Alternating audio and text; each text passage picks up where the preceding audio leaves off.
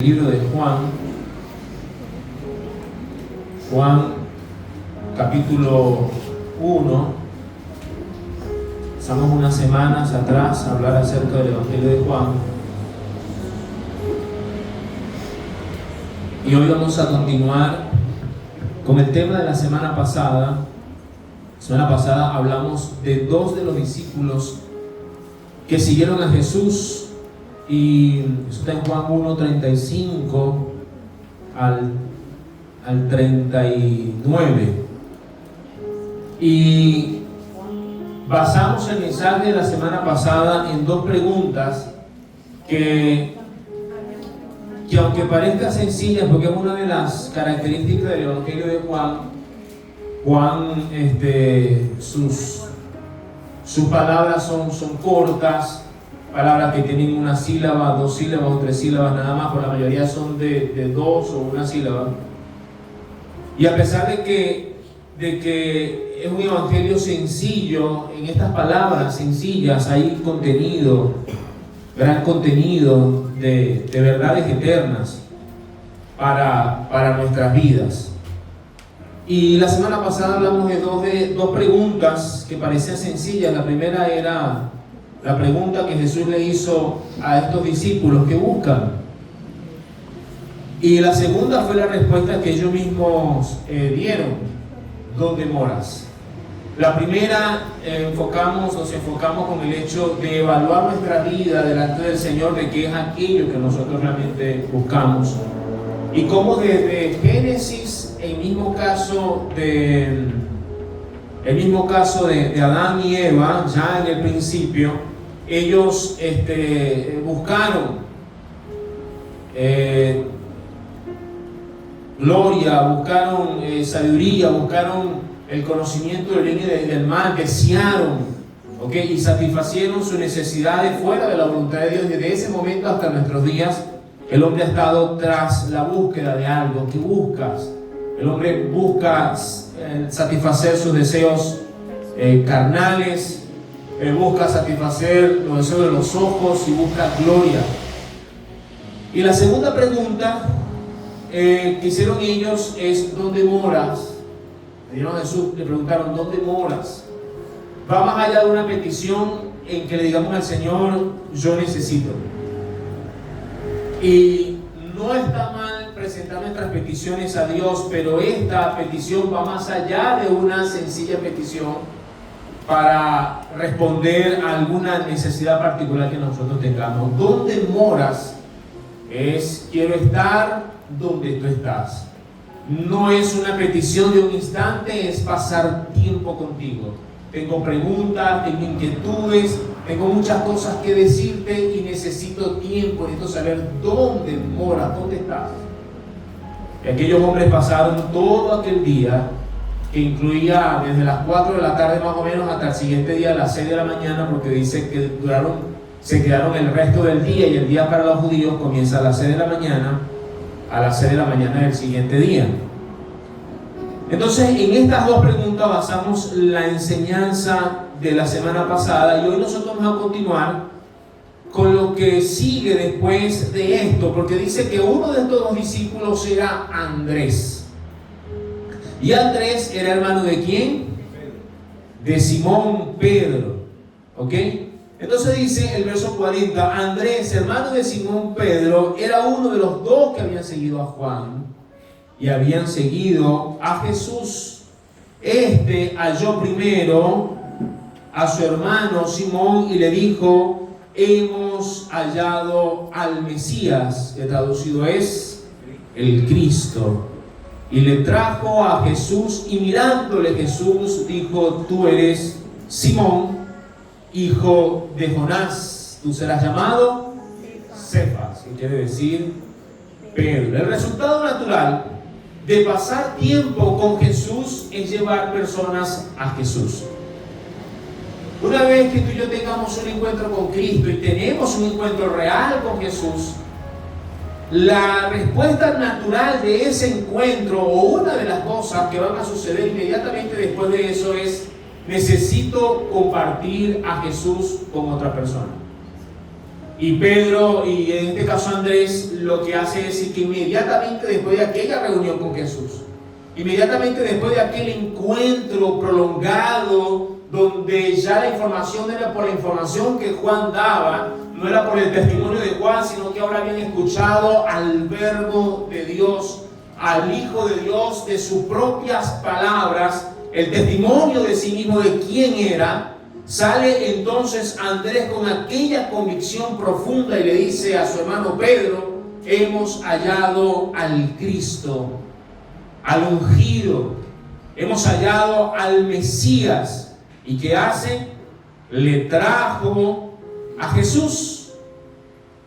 Y Pedro se va a convertir lógicamente en uno de los principales discípulos del Señor, quien hace luego esa misma declaración. Recuerde que el Evangelio de Juan está escrito con el propósito de mostrar a Jesús como el Hijo de Dios. También muestra su naturaleza humana, perfecto Dios y perfecto hombre. Pero luego este Pedro es el que se va a convertir en aquel que da aquella declaración cuando le dice a Jesús: tú eres el Cristo. ¿Quién dice los hombres que soy yo? Y entonces uno dice: eres Juan, otro dice: eres Jeremías, otro dice: eres algún profeta que ha resucitado. ¿Y ustedes qué dicen? Y Pedro dice: tú eres el Cristo, el Hijo del Dios viviente. Y Jesús le dice a Pedro: eso que tú has dicho, Pedro, te lo reveló mi Padre que está en los cielos. Y sobre esa sólida declaración que acabas de hacer, sobre esa declaración que es una roca, es una piedra, lo que acabas de decir, esa verdad sólida, sobre esa verdad mi iglesia ha de ser edificada. Entonces vemos que los discípulos se van acercando a Jesús y ellos van recibiendo las convicciones profundas en su corazón, la revelación de Jesús como el Hijo de Dios. Entonces Andrés hace esto, le trajo a Jesús.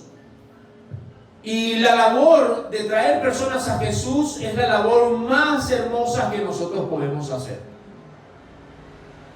Yo sé que nosotros somos personas ocupadas, amén.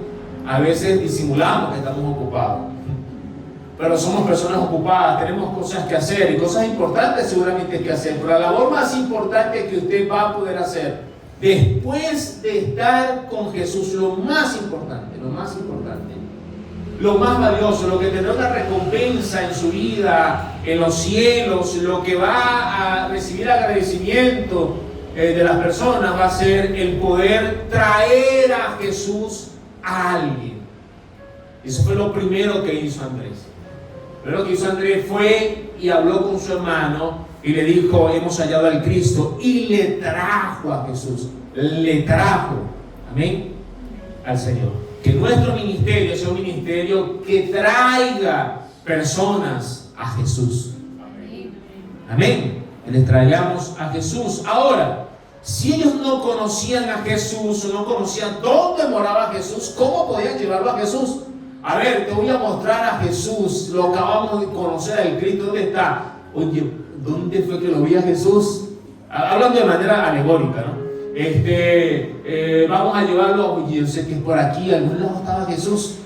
Uy, se le perdió Jesús a Pedro, perdón, a Andrés. No, ellos sabían dónde mora, sabían exactamente dónde estaba Jesús, para luego llevar a Pedro a Jesús.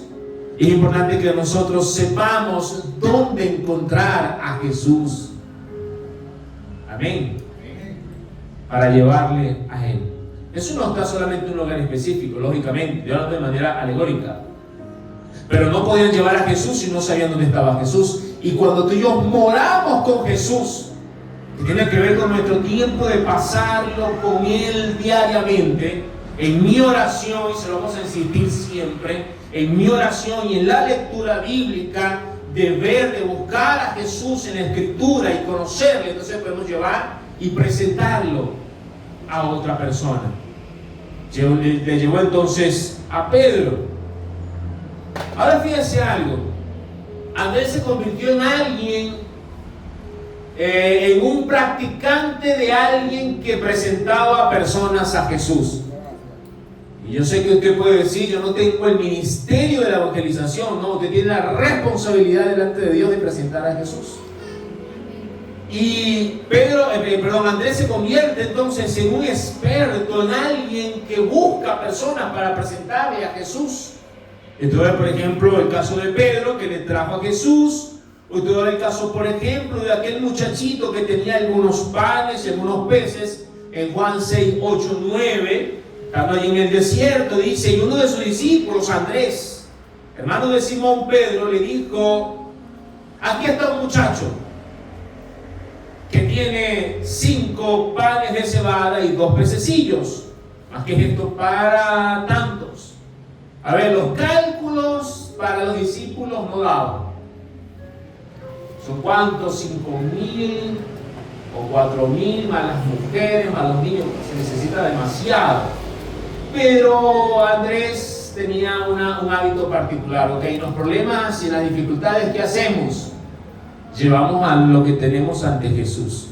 Llevamos a las personas a Jesús. Y entonces llevó a este niño ante Jesús, quien convirtió aquellos pocos peces y aquellos pocos panes en muchos para alimentar una gran multitud. Pero también vemos el caso de Juan 12, 22, que dice que algunos griegos se acercaron a Felipe para decirle, queremos ver al maestro, queremos ver al Señor, que no era Jesús. Pero Felipe no fue inmediatamente a Jesús, que pudo haberlo hecho, sino que Felipe fue a Andrés, léalo allí, Juan 12, 22. Felipe fue y se lo dijo a Andrés, y entonces Andrés y Felipe se lo dijeron a Jesús. Si coloca a Andrés primero, es porque Andrés estaba adelante. Siempre que la Biblia coloca a alguien, y estaban los 12, y entonces Pedro dijo, bueno, entonces Pedro fue el que tomó la delantera. Habían tantos discípulos, y entonces fueron. Felipe fue y habló con Andrés, y entonces Andrés, quien tomó la delantera en la conversación, Andrés. Y Felipe fue tras él.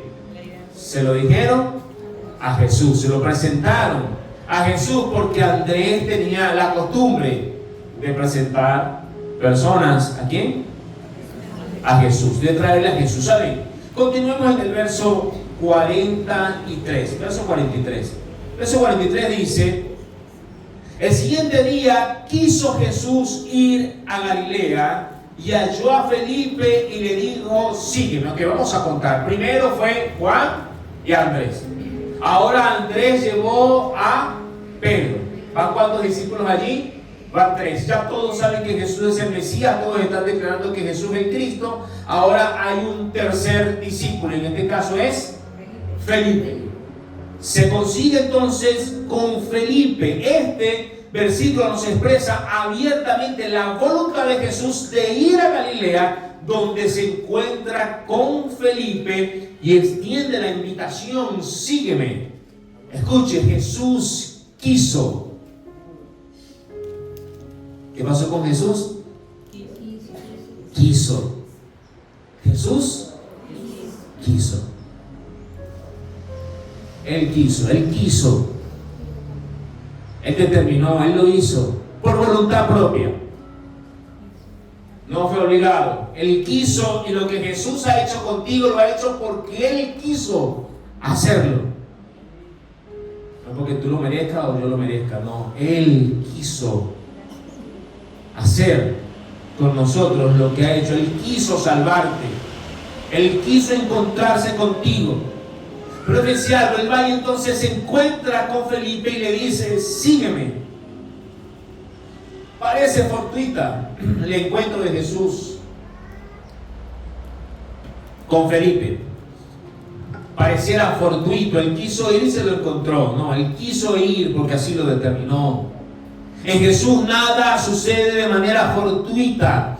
No fue porque casualmente alguien te habló en esa ocasión de Cristo y entonces, bueno, tú dijiste, bueno, ya se fue que conoció al Señor. No, el que te habló no fue porque tú quisiste ni Él quiso, es porque Cristo quiso. Porque Él lo determinó, Él lo planificó. Fue en medio de un problema porque Él quiso. Fue en medio de una situación complicada porque así lo quiso Él. Para llamar tu atención, pero es porque Él quiere. Para Jesús nada es fortuito. Y no fue, ni será fortuito jamás tu encuentro y mi encuentro con Jesús. Diga conmigo, bendito el hallazgo que Jesús hizo de nosotros. Nos encontró. Amén. Nos encontró.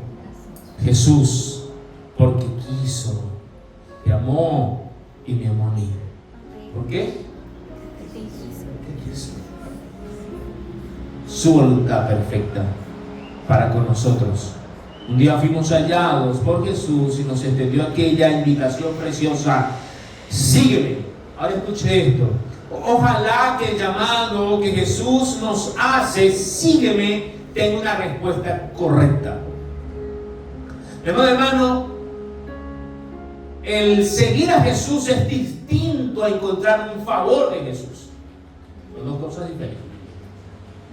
Usted puede haber recibido un favor de Jesús en algún momento de su vida y ya, Él respondió a su necesidad. Usted dijo, gracias por lo que hiciste, pero yo sigo mi vida. Yo sigo a mi manera, yo sigo viviendo como yo quiero. Sígueme demanda una acción constante y continua. Es un presente continuo que Jesús nos hace, una invitación continua, presente y continua. Sígueme, sígueme. Fue la invitación de Jesús a Felipe cuando lo encontró. Y en la Biblia vemos la invitación de Jesús constante sobre personas a las que le dijo, sígueme. Y cada una respondió de manera diferente. Vamos a ver algunas rapidito. Veamos, por ejemplo, el caso en Mateo 8, 21 y 22.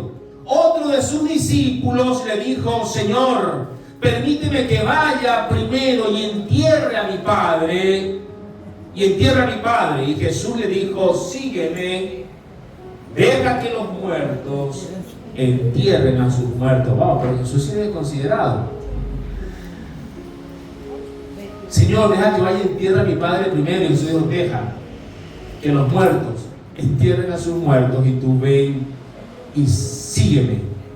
Escuche, esta primera respuesta le coloqué del siguiente título: el que posterga la invitación de Jesús para después de te seguiré.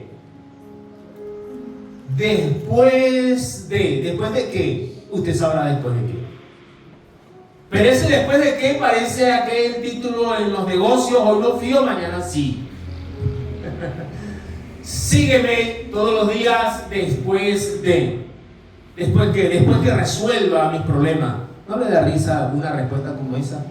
¿Después de qué? Después de terminar ¿qué? No sé. Hermano, vida es una sola. Juventud es una sola. Niñez es una sola. Usted va a ser joven una sola vez, va a ser adulto una sola vez y va a vivir una vida una sola vez. Por eso, aunque la respuesta de Jesús parece dura, es la respuesta correcta. Deja que los muertos entierren a sus muertos y tú ven y sígueme. No era que el padre de aquel discípulo estaba muerto y Jesús le está pidiendo que no vaya a enterrarlo. No era que estaba muerto aquel padre de aquel discípulo. La postergación es: voy a estar con mi padre hasta que él muera. O sea, permíteme estar con él hasta que él muera. Y después te seguiré. Si el padre iba a vivir, Dios quiera ver, 10, 20, 30, 40 años, ese es el tiempo de postergar. La invitación de Jesús es: sígueme. Es decir, Él está diciendo, yo quiero estar al lado de mi padre, espérame que esté con él hasta que él muera. Y después que él no esté, entonces yo te seguiré. Es la respuesta de la postergación. Otro a quien Jesús llamó, y vemos una respuesta diferente. Mateo, una respuesta rápida a pesar de. Este anterior dijo, te seguiré después de. La respuesta de Mateo es, te seguiré, o sea, una respuesta rápida a pesar de. Y esa debe ser nuestra respuesta. Pasando Jesús, Mateo 9:9, pasando Jesús de allí, vio a un hombre llamado Mateo que estaba sentado al banco de los tributos públicos. Y le dijo, ¿qué le dijo? ¿Qué dice allí? ¿Y qué dijo él? Él puede haber dicho, Señor, tú me estás hablando a mí. Primero me imagino que Mateo puede haber mirado para los lados. Yo creo que lo menos que esperaba Mateo era que lo llamara a él. Y ese debe ser nuestro corazón. El menos indicado para ser llamado por Cristo es usted y yo primero. A lo mejor Mateo primero miraba a los lados. ¿Con quién estará hablando Jesús? No creo que sea yo. ¿Por qué no creo que sea yo? Soy Mateo, cobrador de impuestos. Estoy sentado en los tributos públicos donde cobraba el impuesto a su nación para pagar tributo al imperio. El imperio romano. Era tratado como un traidor. Seguramente había corrupción en su vida. Y todos sus amigos que fueron y se sentaron con Jesús después de su llamado, dice la Biblia que eran muchos pecadores, cobradores de impuestos. ¿Se acuerda de Zaqueo? Bueno, todos los servidores públicos del imperio tenían fama de corrupción. Todos. Zaqueo era un saqueador del pueblo. Bueno, allá estaban todo ese montón de pecadores sentados a la mesa con Jesús cuando él llamó a Mateo, pero Mateo dio una respuesta de sígueme. Dijo, la respuesta fue rápida: a pesar de lo que soy. El anterior fue te seguiré después de. Mateo siguió a Jesús de inmediato, a pesar de. Y Jesús, gracias a Él por su amor y misericordia, Él sabe que no somos una obra completada. Gracias, Señor. Yo digo una cosa, solamente Jesús puede haber creído en mí, puede haber creído en usted. Solamente Cristo. Porque en realidad no hay nada en nosotros como para merecer seguir a Jesús. Pero esto también nos habla a nosotros de que podemos seguir a Jesús a pesar de. Y espero que hoy la respuesta de nosotros sea: Señor, yo te voy a seguir a pesar de mi debilidad, de mis problemas, de las dificultades que estamos viviendo. Y eso es suficiente para Cristo obrar en nuestras vidas. Otro llamado a otro que Jesús le dijo: sígueme, el joven rico. Este fue: no te seguiré porque tengo mucho que dejar para seguirte.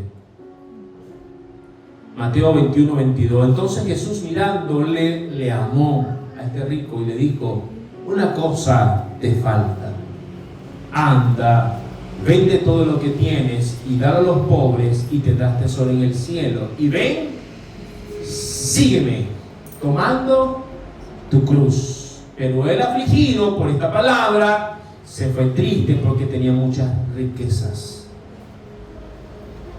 Todo va ligado. Vende todo lo que tienes, dale a los pobres. Y no le dijo hasta ahí nada más.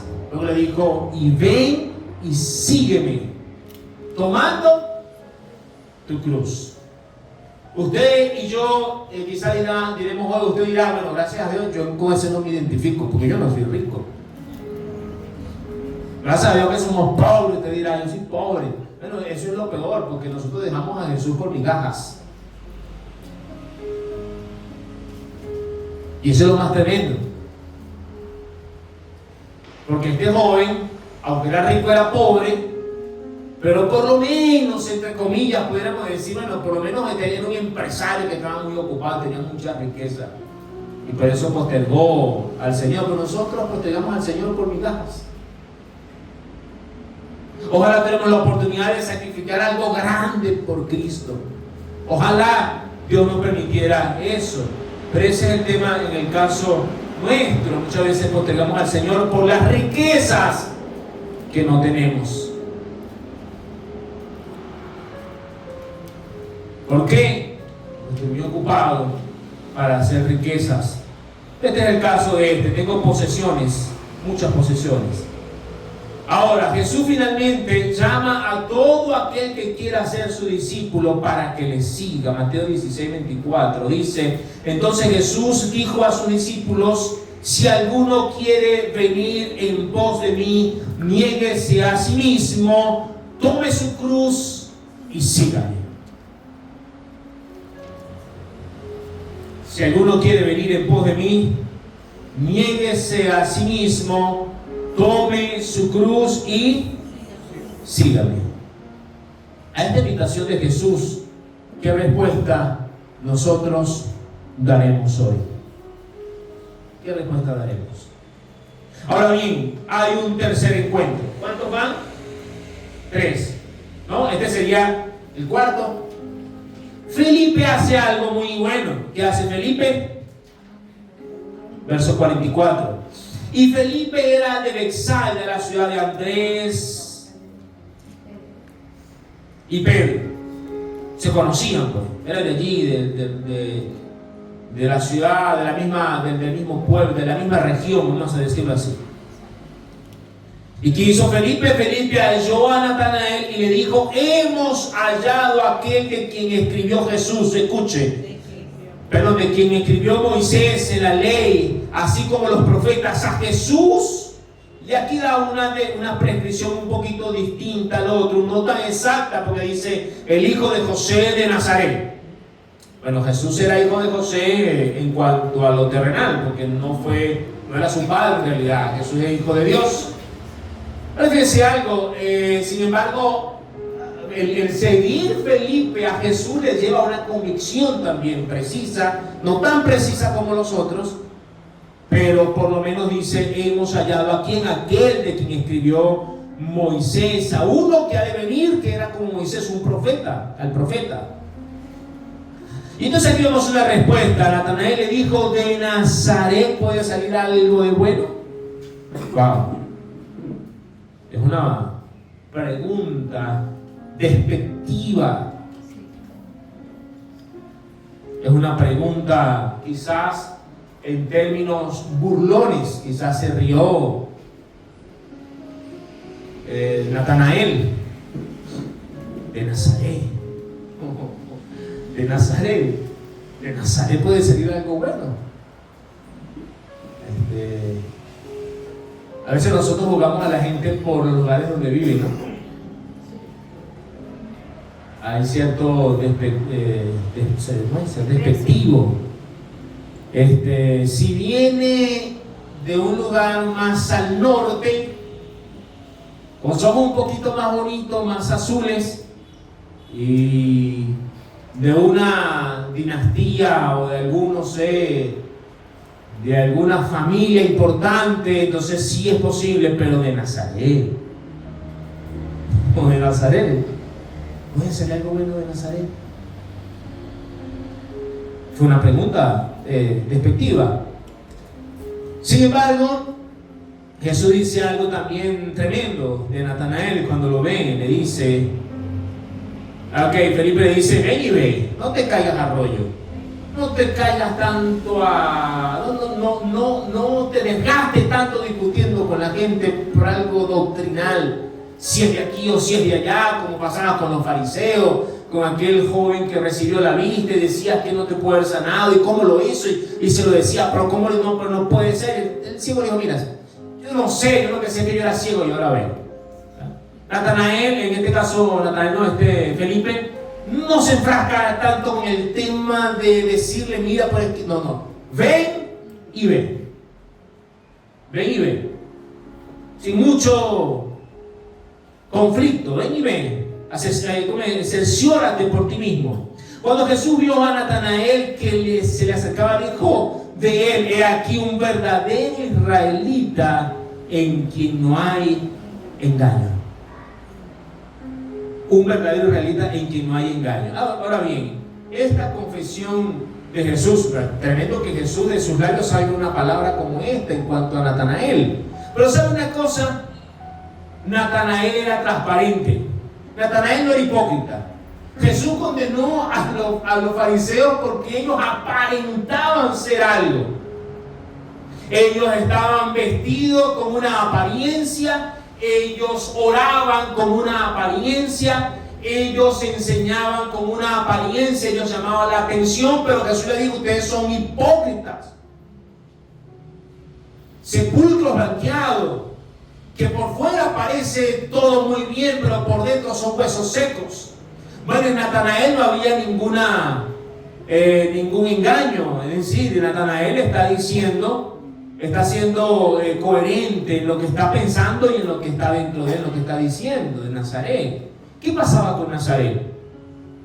¿Por qué Nazaret? Bueno, Nazaret era una aldea menospreciada. No hay ninguna referencia política, religiosa. Nadie importante había salido de Jerusalén, perdón, de Nazaret, donde Jesús vivió 30 años de su vida. Pueblo privilegiado, pero sin saberlo. Pero Nazaret no hay registro, ni siquiera en el Antiguo Testamento, de que Nazaret haya tenido algo importante o significativo. No. Nazaret era pobre, rural. Habría, no sé, 200 personas en esa aldea y nadie importante había salido de allí, no habían referencias de nada en cuanto a Nazaret. Bueno, Natanael está diciendo algo con honestidad. ¿Puede ser algo bueno de Nazaret? Lógicamente no ha tenido un encuentro con Jesús. ¿Por qué dice que Natanael no es un hombre sin un verdadero israelita donde no hay engaño? Bueno, Jesús está haciendo referencia a Jacob en este caso. Jacob era conocido por ser un engañador. Engañó varias veces, engañó muchas veces. Engañó a su hermano 2 veces, le hizo trampa, se aprovechó de la oportunidad para obtener la bendición y allá estaba con su suegro y entonces hacía trampa con el tema de las ovejas o sea, era alguien que pensaba que la bendición iba a determinar, su astucia determinaba su bendición sobre su vida. Un engañador. Bueno, Jesús le está diciendo: tú eres un israelita que no engañas, como engañaba en este caso Jacob. Y entonces, de esta conversación y esto que Jesús le dice a Natanael, él le responde que Natanael es el mismo Bartolomé en los otros evangelios, solamente aquí aparece como Natanael, en los otros evangelios aparece como Bartolomé, es el mismo. Le dice: ¿de dónde me conoces? Y aquí quiero hacer una pausa mayor. ¿De dónde me conoces? Respondió Jesús y le dijo: antes que Felipe te llamara, cuando aún estabas debajo de la higuera, te vi.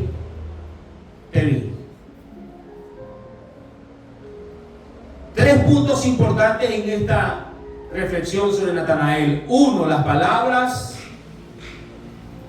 de Natanael mismo, que lo acabamos de ver, el escepticismo inicial de Natanael. Lo segundo, las palabras de Jesús al describir a Natanael como un verdadero israelita. Y lo tercero, que es donde quiero enfocarme, la omnisciencia de Cristo expresada en aquellas hermosas y consoladoras palabras para Natanael y para nosotros hoy.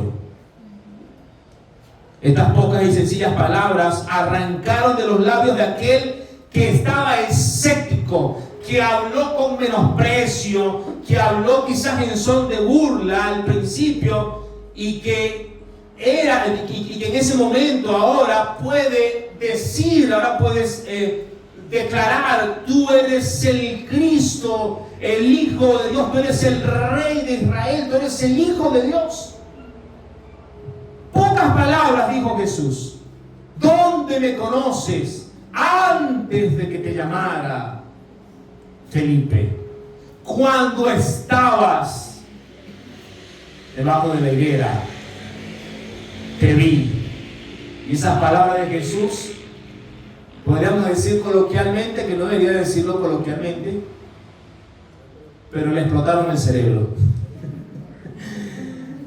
se lo hizo como cotufas a Natanael y desprende entonces aquellas palabras. Ya no es algo bueno puede salir de Nazaret, ahora es rabí, que quiere decir maestro. Tú eres el Hijo de Dios, tú eres el Rey de Israel. Mi amado hermano, la verdad de la Escritura que encierra estas pequeñas palabras pero poderosas de Jesucristo, encierra una maravillosa verdad para nosotros. Antes, dice la Biblia, que Dios nos conoce desde antes de todas las cosas.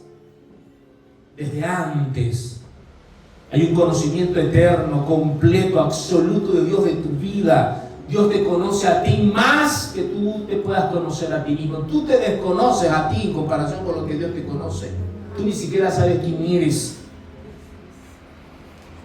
El conocimiento de Dios hacia nosotros es completo. Y no es de que estabas en el vientre de tu madre, no, desde antes. Efesios 1:4. Asista los miércoles a la clase acá.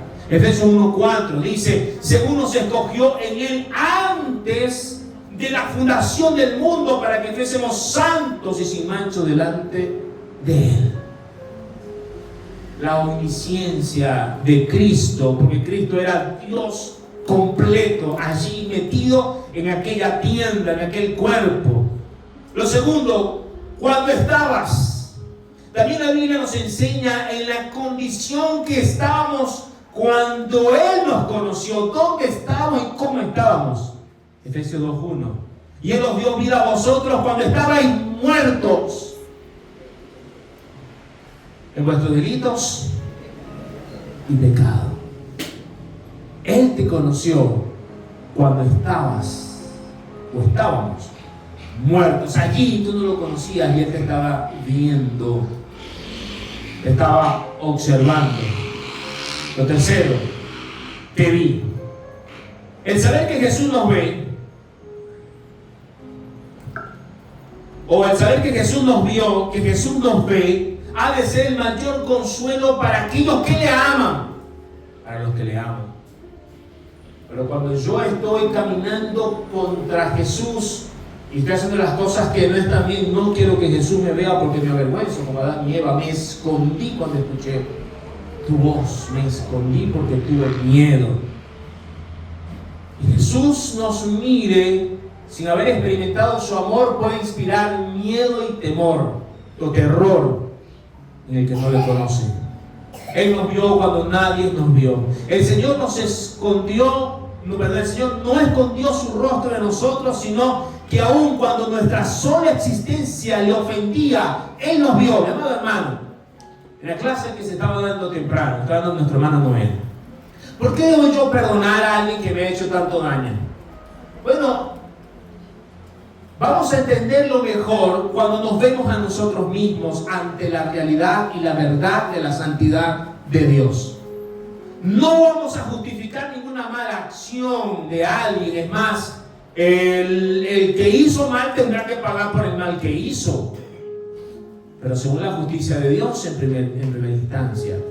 Pero ¿sabes una cosa? ¿Sabes que tu sola existencia y mi existencia, mi respirar, antes de conocer a Cristo, le ofendía todos los días y cada instante? Tu sola existencia y mi existencia le ofendía porque nosotros vivimos contra su voluntad de manera consciente y clara. Vivíamos contra su voluntad y queríamos estar en contra de su voluntad y practicábamos las cosas en contra de su voluntad con toda la conciencia de lo malo que eso era. Porque éramos malos por naturaleza. Ahora, cuando yo me veo a mí mismo y entiendo que en mi sola existencia ofendí a Dios y Él me perdonó, ¿cómo no he de perdonar a aquel que me ha ofendido? Porque tu ofensa y mi ofensa nunca jamás será mayor. O sea, la ofensa que tú has recibido de alguien nunca será mayor que la ofensa que tú y yo le hemos dado a Dios. Nunca, mi amado hermano, jamás. Cualquiera sea la ofensa que tú hayas recibido. Pero hermano, es que cualquiera, tu ofensa y mi ofensa a Dios será siempre mayor. Y Él nos perdonó a nosotros. Amén. Ahora, Él nos vio allí. ¿Cuándo? Cuando aún nuestra ofensa, nuestra existencia le ofendía. Ezequiel 16, 15 y 6 nos lo describe de forma maravillosa, que aunque se refiere a Israel, describe nuestra propia condición cuando fuimos vistos por Jesús. Escuche, Ezequiel 15, 16, 5 y 6. No hubo ojo que se compadeciese de ti para hacerte algo de esto, de todo lo que dice anteriormente que Jesús había hecho por Israel. No hubo ojo que se compadeciese de ti ni de mí. No hubo ojo teniendo de ti misericordia, sino que fuiste arrojada sobre la faz del campo con menosprecio de tu vida en el día que naciste, y yo pasé junto a ti y te vi. ¿Qué hizo el Señor? Pasó junto a nosotros y nos vio. Y te vi. Y te vi como sucia en tus sangres. Cuando estabas en tus sangres, te dije, vive. Sí, te dije cuando estabas en tus sangres, vive. El Señor nos vio a nosotros, como pasó con Natanael. Yo termino con esto. Respondió Jesús y le dijo, porque te dije, te vi debajo de la higuera 3 cosas mayores que estas verás.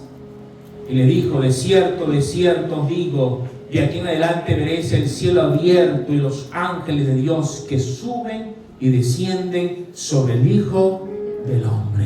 Escucha, Natanael, has visto solo algo muy pequeño. Porque de aquí en adelante, desde ese momento, para Natanael, pero desde que Cristo vino a este mundo, el cielo ha sido abierto. Estuvo cerrado desde Adán y Eva, pero el cielo fue abierto para nosotros. Y Jesús hace esa referencia a Génesis 28, 12, donde Jacob tiene un sueño, y en aquel sueño dice, aquí una escalera que estaba apoyada en tierra y su extremo tocaba el cielo, y aquí ángeles de Dios que suben y descienden por ella. ¿Por qué? Porque Jesús dice aquí, dice que ahora verás que los ángeles suben y bajan sobre el Hijo del Hombre. Jesús es la escalera, mi amado hermano, que conecta el cielo con la tierra. Y eso fue lo que Jesús le dijo a Natanael. Estos primeros 4 discípulos que encontramos acá, todos terminaron con la convicción profunda en su vida de que Jesús era el Hijo de Dios, que Jesús era el Mesías, que Jesús era el profeta, que Jesús era el Rey de Israel. Amén. Vamos a orar, mi amado hermano. Vamos a orar.